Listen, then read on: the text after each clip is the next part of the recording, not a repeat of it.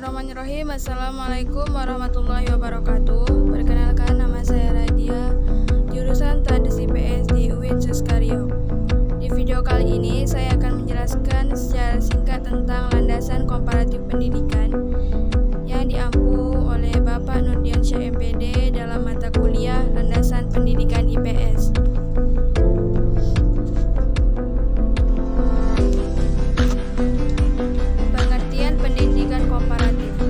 Pengertian pendidikan komparatif dibagi menjadi dua, yaitu pendidikan secara etimologis.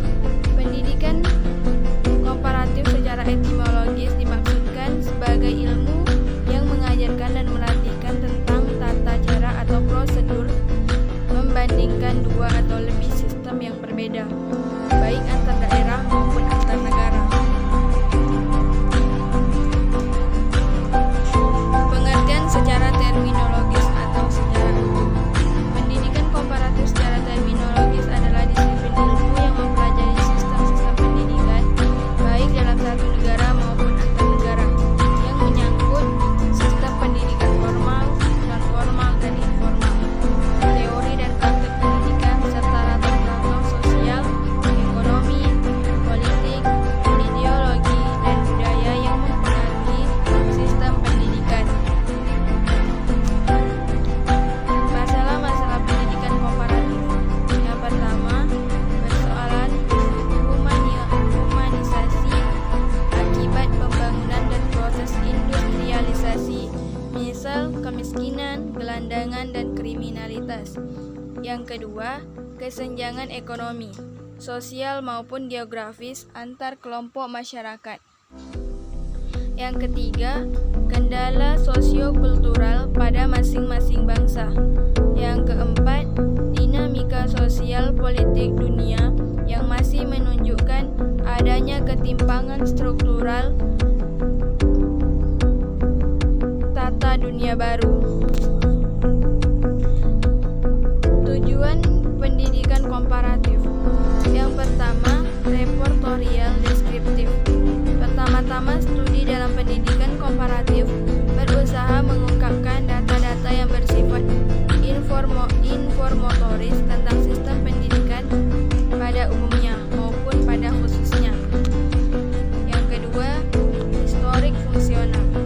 Studi-studi yang telah dilakukan dalam pendidikan komparatif juga berusaha mencari kaitan data-data yang bersifat informatoris pendidikan dengan bidang lain seperti filsafat dan pandangan hidup, sistem politik, sistem ekonomi, dan sosial budaya dari masyarakat itu. Yang ketiga, melioristik.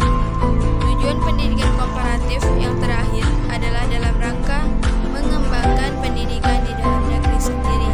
Setelah mengetahui persamaan dan perbedaan keadaan pendidikan antar negara, termasuk dengan negaranya sendiri, maka dapat diambil manfaat dari kebaikan-kebaikan negara lain tersebut. Manfaat pendidikan komparatif ialah manfaat mempelajari studi pendidikan komparatif menurut Arif Rahman 2010 adalah yang pertama, dapat memiliki konsep-konsep dasar dan metode membandingkan aneka sistem pendidikan baik yang ada dalam satu daerah atau negara maupun antar daerah atau negara.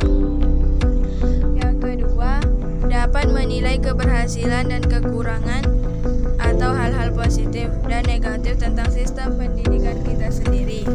Yang ketiga, dapat menilai isu-isu dan mengikuti perkembangan pendidikan secara global, sekaligus dapat menghindar dari penilaian dengan kacamata etnosentrisme sempit.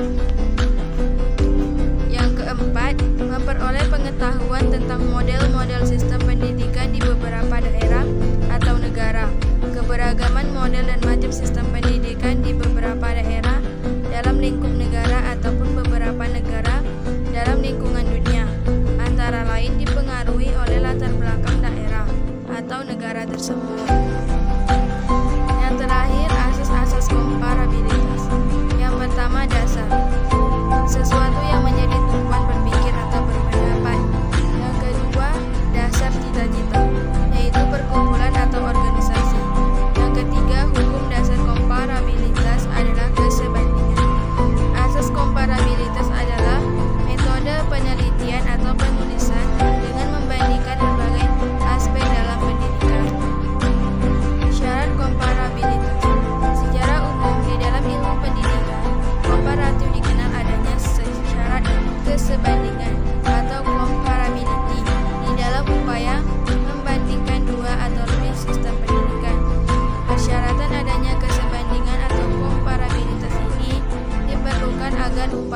perbandingan aneka sistem pendidikan yang dilakukan pada akhirnya akan diperoleh kebermanfaatan yang tinggi. Sekian dan terima kasih penjelasan singkat dari saya. Wassalamualaikum warahmatullahi wabarakatuh.